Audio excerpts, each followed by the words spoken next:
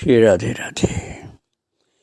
भक्तों, मनुष्य जीवन में बहुत उन्नत वो समय होता है, बहुत ऊंची पहुंची हुई वो स्थिति होती है भक्त की, जब ठाकुर जी साथ में लीला करने लग जाएं और भक्त को अपने सरस आनंद में डुबो कर रखें। कितना सुंदर वो समय होता होगा। सुधामणि अर्थात माता अम्मा जी का चरित्र आप श्रवण कर रहे थे। तो कभी कभी सुधामणि देखती थी कि कृष्ण उसके साथ साथ चल रहे हैं और इस दृश्य की एक झलक भर से वो एक अलौकिक धरातल पर पहुंच जाती है। और कभी कभी जब आंतरिक रूप से कृष्ण से उसका तादात्म्य हो जाता तो उसे ऐसा आवेश सा आने लगता कि वो सभी देवी देवताओं की तस्वीरों को, यहाँ तक कि श्री कृष्ण की तस्वीर को भी दीवार से उतार करके अलग करे। ये तस्वीरें केवल कागज और रंग हैं, अरे वे कृष्ण तो साथ में अलग चल रहे हैं। और फिर देखती कि वो स्वयं कृष्ण हो गई। अगले क्षण उसकी मानसिकता में परिवर्तन हो जाता है। नहीं, मुझे इन तस्वीरों को अलग नहीं करना चाहिए। ये तस्वीर ने ही मुझे कृष्ण को पाने में सहायता दी है। सच में ये तस्वीरें यदि नहीं होती तो मैं इनको कहाँ से प्राप्त कर पाती। इसलिए बहुत पूज्य हैं। सब में परम चैतन्य कृष्ण ही व्याप्त हैं, इसलिए तस्वीर भी कृष्ण ही है। सभी वस्तुओं को कृष्ण के रूप में देखना और अनुभूत करना त्याग और विरह वेदना की एक दीर्घ अवधि की चरम सीमा को अंकित करता है। ये देखा जाता है कि सुधामणि वृक्षों, पौधों और छोटे छोटे बच्चों को अपनी बाहों में बांध लेती और चूमती रहती, क्योंकि जहाँ भी उस बालिका की दृष्टि जाती वहाँ उसे भगवान कृष्ण की ही मनमोहनी छवि के दर्शन होते थे। एक लघुतम बिंदु या कण भी ऐसा नहीं था जिसमें उसे अपने प्रिय की उपस्थिति महसूस न होती हो। सर्वत्र भगवत दर्शन हो रहा था। कालांतर में इस काल के बारे में माता ने बताया था कि मैं प्रकृति की ओर निहारा करती और मुझे सब कुछ कृष्ण ही कृष्ण दिखते थे। मैं एक पुष्प तक को नहीं तोड़ सकती थी, क्योंकि मैंने पाया कि वो कृष्ण है, कैसे मैं तोड़ूं इनको। जब हवा मेरे अंगों को छूती तो मुझे लगता कि कृष्ण मुझे सहला रहे हैं। मुझे चलते हुए डर लगता था कि क्योंकि मैं सोचती कि हाय, मैं तो कृष्ण पर अपना पांव रख करके चल रही हूं। मेरे लिए रेत का कण कण कृष्ण था और बीच बीच में मुझ में यह तीव्र अनुभूति उठती कि मैं ही कृष्ण हूं। धीरे धीरे स्थिति सामान्य और सहज सी हो गई। मुझे अब अपने में और वृंदावन में वसे रहने वाले कृष्ण में कोई अंतर प्रतीत नहीं होता था। मुझे लगता था कि यही कृष्ण तो मेरे वृंदावन में है। इस प्रकार सुधामणि विशुद्ध सत्य और आनंद के महासागर में प्रतिष्ठापित हो गई और उसे परिपूर्ण मन शांति प्राप्त हो गई। एकदम मन में शांति प्राप्त हो गई। परम चैतन्य के साथ सुधामणि की परिपूर्ण तादात्म्य भाव की इस स्थिति से परिवार के सदस्य और गांव वाले अनभिज्ञ ही रह गए थे, क्योंकि वो बता ही नहीं किसी को। बाह्य रूप से वो वही मामूली सी गांव की लड़की प्रतीत होती रही, लेकिन आंतरिक तौर पर वो कृष्ण रूप हो चुकी थी और वही उसका स्वाभाविक आवास धाम था। माता का कहना है, भक्तों, सर्वेश्वरवादी हिंदू धर्म के वे सभी देवी देवता जो एक परम ब्रह्म के अनंत पहलुओं का प्रतिनिधित्व करते हैं, हमारी अंतरात्मा भी वास करते हैं। कोई भी एक दिव्य अवतार अपने संकल्प मात्र से उनमें से किसी भी एक रूप को विश्व के कल्याण के लिए प्रत्यक्षीकृत कर सकता है। कृष्ण भाव पुरुष या परम ब्रह्म के विशुद्ध चैतन्य स्वरूप का प्रत्यक्षीकरण है। माता ऐसा अपने भाव ही नहीं केवल बल्कि अनुभव और दर्शन के अनुसार बताती हैं।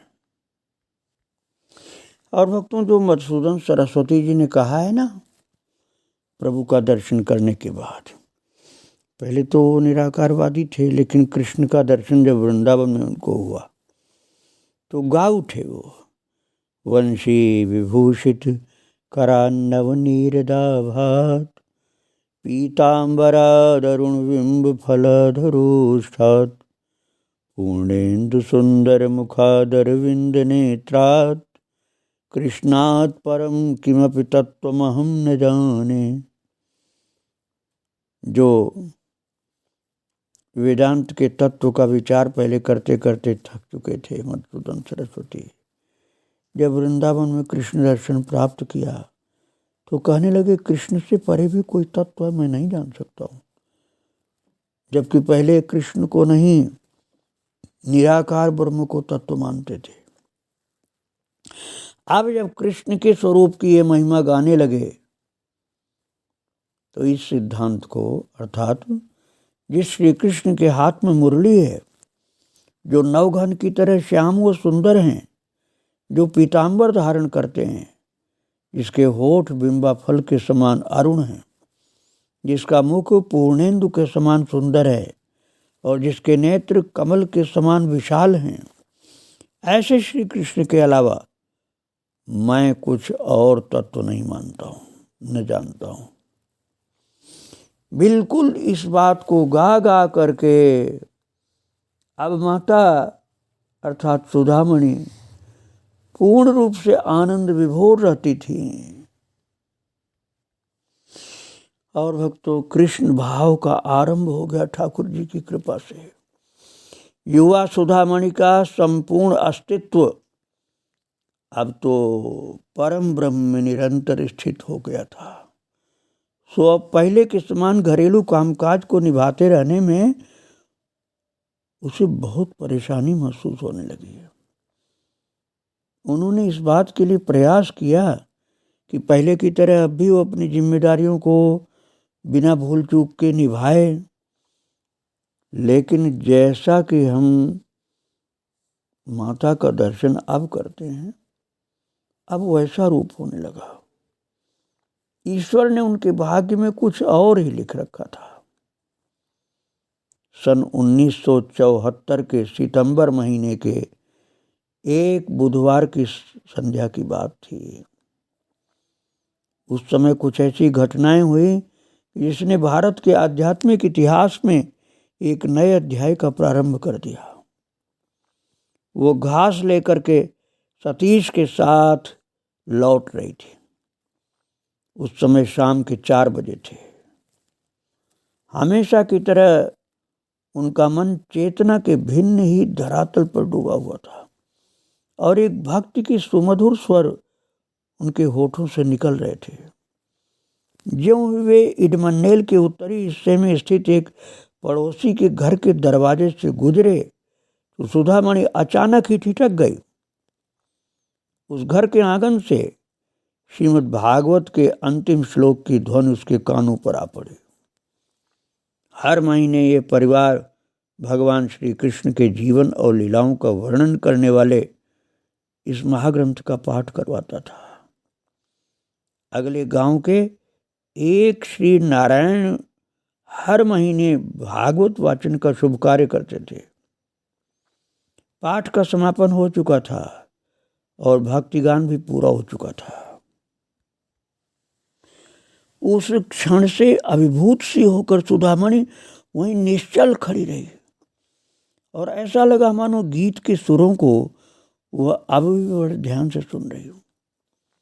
अचानक नाटकीय तौर से जैसे उसका संपूर्ण भाव परिवर्तन हो गया। उसके सिर से घास का गट्ठर गिर पड़ा और बालिका दौड़ करके उस भक्त मंडली के बीच में जा खड़ी हो गई, परमानंद से अभिभूत हो गई और परम तत्व भगवान से उसका आंतरिक तादात्म्य अंदर से उमड़ करके बाह्य जगत में आ गया और उसकी मुद्रा और भाव भंगिमा परिवर्तित हो उठी और वो स्वयं साक्षात श्री कृष्ण रूप दिखाई देने लगी। अधिकांश भक्तजनों की तो यही मान्यता रही कि गांव की उस लड़की के रूप में साक्षात कृष्ण उन्हें परमानंद प्रदान करने के लिए कुछ क्षणों के लिए प्रत्यक्ष प्रकट हो गए थे। और सुधामणि ने भक्तजनों में से एक को लोटा भर जल लाने को कहा और फिर उसने सब उपस्थित जनों पर वो पवित्र जल छिड़का। सुधामणि के अलौकिक प्रत्यक्षीकरण का समाचार बड़ी तेजी से चारों ओर फैल गया और शीघ्र ही बहुत बड़ी भीड़ वहां इकट्ठी हो गई। भीड़ में ऐसे संदेहशील लोग भी थे जिन्होंने बालिका से आकस्मिक दिव्य भाव प्रदर्शन पर आक्षेप उठाया और कहा, अगर तुम सचमुच ही भगवान कृष्ण हो तो तुम्हें किसी चमत्कार के द्वारा हमें उसका प्रमाण देना होगा, अन्यथा हम भला कैसे विश्वास कर सकते हैं। और तुरंत ही उसका प्रत्युत्तर आया, वो वस्तु जो अस्तित्व में नहीं है उसका अस्तित्व में लाया नहीं जा सकता। सभी वस्तुएं वस्तुतः मन ही का प्रक्षेपण है। जब तुम में ही वो असली रत्न है तो तुम नकली रत्न के लिए क्यों लालायित हो? यद्यपि शुद्ध तत्व तुम्हारे अपने भीतर है लेकिन अज्ञान उसे ढके हुए है। उस विशुद्ध तत्व परम ब्रह्म में स्थापित उस आत्मा द्वारा उच्चारित परम सत्य को समझने में असमर्थ लोगों के बार बार उस पर जोर डालना जब चालू हो गया तो वो चमत्कार दिखाएं ऐसा कहने लगे लोग। तो सुधामणि ने उत्तर दिया, चमत्कार प्रदर्शन कर किसी को आस्थावान बनाने में मुझे कोई दिलचस्पी नहीं है। मेरा इरादा चमत्कार दिखाना नहीं है। मेरा उद्देश्य लोगों को उनकी सनातन आत्मा का ज्ञान प्रदान कर उनमें मोक्ष की कल्पना उत्पन्न करना है। चमत्कार तो छलावा मात्र है, वह आध्यात्मिकता के पीछे निहित अनिवार्य सार तत्व नहीं है। यही नहीं, एक बार यदि तुम्हें चमत्कार दिखाया जाएगा तो तुम बार बार चमत्कार देखने की कामना और मांग करोगे। मैं यहाँ कामना उत्पन्न करने के लिए नहीं वरन समाप्त करने के लिए आई हूँ। मेरा उद्देश्य कामना पूर्ण करना नहीं, कामना को समाप्त करना है। किंतु भक्तों, अविश्वासी जन जो थे ना, वे लोग मांग करते रहे, नहीं हम फिर से मांग नहीं करेंगे, केवल एक बार चमत्कार दिखा दो, हम फिर से जोर नहीं देंगे। आखिरकार उनकी मांगों के दबाव में आकर सुधामणि ने कहा, आप लोगों में आस्थावान करने के लिए मैं केवल एक बार चमत्कार दिखाऊंगी, लेकिन दोबारा कभी ऐसी कामना लेकर मेरे पास नहीं आना। जिन्हें अविश्वास हो रहा है वे श्रीमद् भागवत के अगले पाठ के दिन यहीं इसी स्थान पर आ जाएं। जब भागवत का अगला पाठ आयोजित किया गया तो घर के अंदर और बाहर बहुत बड़ी भीड़ एकत्रित हो गई। यहाँ तक कि अविश्वासी अश्रद्धालु लोग जो थे पेड़ों पर और घरों की छत पर जाकर बैठ गए ताकि यदि कोई जालसाजी की जा रही हो तो उसका भंडाफोड़ कर दें। और कृष्ण के साथ अपनी तादात्म्यता को प्रकट करते हुए सुधामणि ने उन अश्रद्धालुओं में से एक को बुलाकर कहा कि जल से भरा लोटा ले आओ। उन लोगों को पूरा विश्वास नहीं था, वो सोच रहे थे कोई न कोई इसमें धोखाधड़ी है। और पिछली बार की तरह ही ये पानी भक्तों पर पवित्र जल की तरह छिड़का गया। फिर सुधामणि ने उसी आदमी से कहा कि शेष पानी में जो बच गया है अपनी उंगलियां डुबो। सबने चकित होकर के देखा कि पानी विशुद्ध दूध बन चुका था। और ये तो अपनी आंखों से सबने देख लिया कि पानी जो था लोटे में पानी पूरा का पूरा दूध बन गया था। और फिर वो दूध भीड़ में ईश्वर के प्रसाद के रूप में बांटा गया। फिर सुधामणि ने दूसरे एक अश्रद्धालु को बुलाया और उसे लोटे में उंगलियां घुमाने को, उंगलियों को डुबाने के लिए कहा। लोटे का दूध पंचामृत बन चुका था। सभी उपस्थित लोगों ने जय जयकार किया, हे भगवान, हे प्रभु। और उन्हें यह विश्वास हो गया कि वे सचमुच ही श्री कृष्ण के अलौकिक सानिध्य में हैं। वहाँ एकत्रित 1000 से ज़्यादा लोगों के बीच ये पंचामृत बांटा गया और फिर भी वो लोटा ऊपर तक लबालब भरा रहा, कुछ भी घटता नहीं था। कुछ लोग जो दूरी के सागर तट के एक छोटे से बरगद के पेड़ के समीप बैठे हुए थे, उन्हें भी केला, शक्कर, शहद, गुड़, घी का बना पंचामृत मिला, जबकि इनमें से कोई वस्तु मंगाई नहीं गई थी भक्तों। केवल सुधामणि के स्पर्श से यह सब होता जा रहा था। और फिर भी उस बर्तन में पंचामृत की मात्रा नहीं घटी जो लोटे से निकालते गए, बड़े बड़े बर्तनों में डालते गए, फिर भी वो मात्रा उतनी की उतनी बनी रही। कुछ अश्रद्धालु इतने पर भी संतुष्ट नहीं हुए। उन्होंने कहा कि ये मेस्मेरिज्म का खेल है, और यहाँ तक कहा कि कुछ सेकंडों के भीतर ही पंचामृत गायब हो जाएगा। लेकिन उन लोगों को इस बात से घोर निराशा हुई कि पंचामृत गायब हो जाएगा, यह कहा था ना, किंतु वो पंचामृत महाराज कई कई दिनों तक लोगों की हथेलियों से सुगंध दे रहा था। इतनी सुगंध सबके हाथ से आ रही थी और चाटते रहते थे लोग कि वो संदेह उनका भग गया। इस घटना से गांव वालों की श्रद्धा एकदम बढ़ गई और उन्हें सुधामणि की अलौकिकता पर गहन आस्था हो गई। कृष्ण भाव के प्रारंभ का उल्लेख ऐसा भक्त अपने अपने मुंह से कर रहे थे। खुद बोलते थे लोग कि भैया हमारे आंखों के सामने की घटनाएं हैं, कोई सुनी सुनाई बातें नहीं हैं, और हम सोचते थे 2-4 सेकंड का चमत्कार है।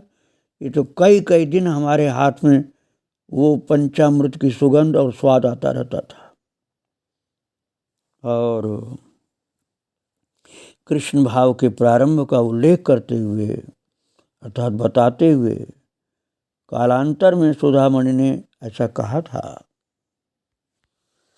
माता कहती थी बाद में कि शुरू में आनंद मग्न होकर नाच उठती थी और कृष्ण भाव में डूबी हुई एकाकी घुमा भटका करती थी, लेकिन मेरी इस मनस्थिति से कोई भी परिचित नहीं था।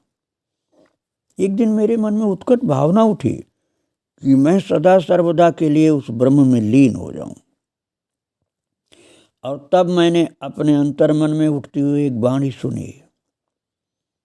अंदर से आवाज एक उत्पन्न हो गई माता के हृदय में, और वो साफ सुनाई पड़ रही थी उनको। आवाज आ रही थी, भक्तों, संसार के हजारों प्राण कष्ट में डूबे हुए हैं, तुम मुझसे तदाकार हो चुकी हो और तुम्हारे माध्यम से मुझे बहुत कुछ करवाना है। ये भीतर से आवाज आई थी भक्तों। इस वाणी को सुनने के बाद ही सुधामणि ने गांव वालों के सम्मुख अपनी तादात्म्यता को प्रकट किया, और सुधामणि ने स्वयं बताया महाराज कि मैं प्रत्येक व्यक्ति से संबंधित सब कुछ जान सकने में समर्थ थी। बिना किसी से पूछे सब कुछ उनका जानती थी। मुझे पूर्ण चेतना थी कि मैं स्वयं कृष्ण हूँ, न केवल प्रत्यक्षीकरण के उन विशेष क्षणों में, वरन अन्य क्षणों में भी मुझे नहीं लगा कि मैं महान हूँ। जब मैंने लोगों को देखा और उनके कष्टों को जाना अपने आप बिन बताए, तो उनके प्रति मेरे मन में अगाध करुणा उत्पन्न हो गई। मुझे चेतना थी कि भक्तगण मुझे प्रणाम कर रहे हैं और मुझे भगवान के नाम से संबोधित कर रहे हैं। भक्तों के बताए बिना ही मैं उनके दुखों को पूरा का पूरा समझ लेती थी। और तब से सुधामणि ने इडमंडेल के पश्चिमी हिस्से में समुद्र तट के पास के एक मार्ग पर छोटे वृक्ष के समीप नियमित रूप से कृष्ण भाव का दर्शन देना प्रारंभ कर दिया। उस पेड़ के आसपास फूलों के अनेक पौधे भी थे। कुल मिलाकर के वो स्थान एक कुंज सा दिखता था। गांव वालों ने कुछ वर्ष पहले वहां एक मंदिर की स्थापना करने का विचार किया था। मंदिर स्थल के उद्घाटन समारोह के तौर पर गांव के कुछ युवकों ने एकत्रित होकर वहां एक दूसरा वट वृक्ष रोप दिया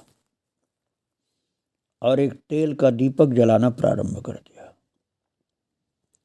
और सुगुणानंदन उन युवकों को प्रोत्साहित किया करते थे और उनके प्रयासों में सक्रिय रूप से भाग लिया करते थे।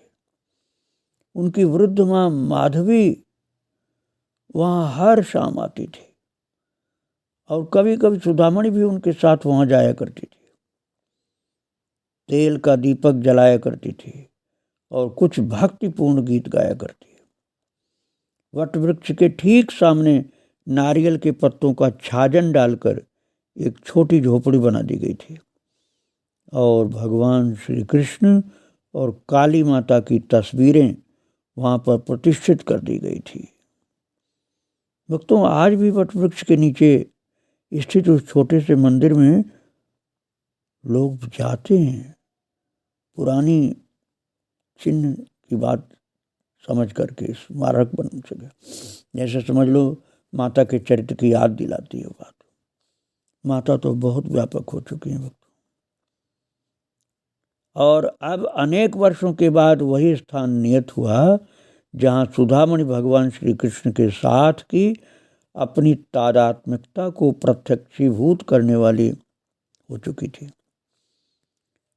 ये भूमि सार्वजनिक संपत्ति थी, इसलिए यहाँ पर लोग बड़ी सुविधा के साथ एकत्रित होकर पवित्र कृष्ण भाव में सम्मिलित हो सकते थे। वट वृक्ष की एक हल्की सी डाल पर सुधामणि शेषशाही भगवान विष्णु की अनंत शयनम मुद्रा में अधलेटी सी टिक जाती है, क्योंकि वो एक मनुष्य के स्थिति में अर्थात भाव में नहीं रहती थी। और उस समय बालिका के आत्मसंकल्प से उसका पूरा शरीर वायु की तरह भारहीन हल्का फुल्का हो जाता। भक्तों के लिए यह अत्यंत अद्भुत रम्य दृश्य था।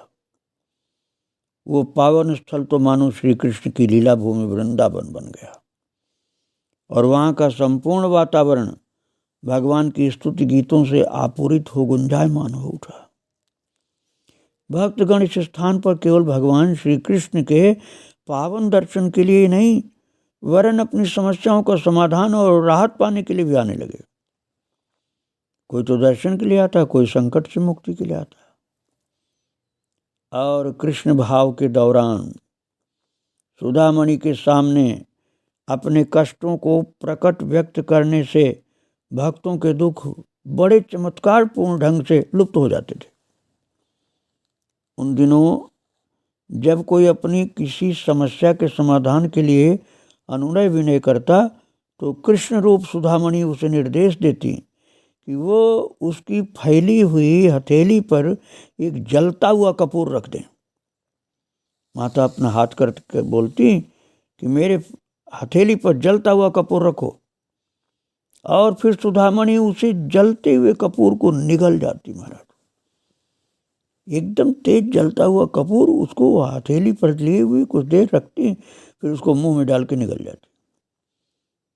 और भाव जब समाप्त हो जाता तब जलने के कोई भी चिन्ह सुधामणि की जीभ पर नहीं होते थे, न हाथ पर न जीभ पर कपूर जलने का कोई निशान या जला हुआ कोई अंश या कोई गर्मी या कोई चिन्ह कुछ भी नहीं होता था। और इस क्रिया ने भी लोगों की श्रद्धा उनमें बहुत बड़ी फैलाई कि ऐसा तो कोई भी कर ही नहीं सकता कि हाथ पर खूब जलावे मुंह में खाए। कृष्ण भाव के बारे में खबरें बड़ी तेजी से फैल गईं और केरल और भारत के विभिन्न भागों से लोग पर्यटक एकत्रित होने लगे।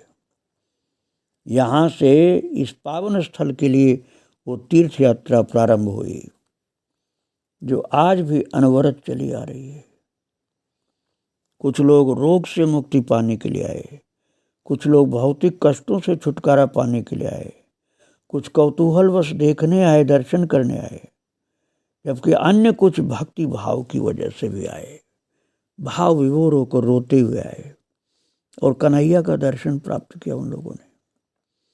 लेकिन एक सत्य की जानकारी सबको उठी थी, वो ये कि सुधामणि के सानिध्य में आकर उनकी समस्याओं का समाधान तुरंत हो जाता था और अश्रद्धालुओं का स्थानीय दल वहां पर परीक्षा लेने के लिए, देखने के लिए भी आता था और वे सुधामणि के दिव्य अलौकिक भाव स्थिति को केवल एक जालसाजी मानते थे, तो उसका भंडाफोड़ करने के इरादे से आते थे। लेकिन हर प्रकार की परिस्थिति में बालिका तटस्थ और संतुलित बनी रही, क्योंकि अपनी ओर से तो कुछ किया नहीं था, भगवान ने किया था। कालांतर में स्थिति को सुधामणि ने समझाया कि श्रद्धा तुम्हारी अब भी परीक्षा, श्रद्धा कमजोर होने से परीक्षा लेने में लगी है। तो माता ने समझाया सबको कि ये अश्रद्धा खत्म करो, नहीं तो तुम्हारे हाथ कुछ नहीं आएगा। जो प्रभु तुम्हें दिखा रहे हैं, दे रहे हैं, उसको स्वीकार करके जीवन अपना सुधार लो। वक्तों आगे माता का चरित्र और सुनाऊंगा। आज माता को प्रणाम करके यहीं विराम दे रहा हूँ। श्री राधे राधे, जय श्री राधे राधे।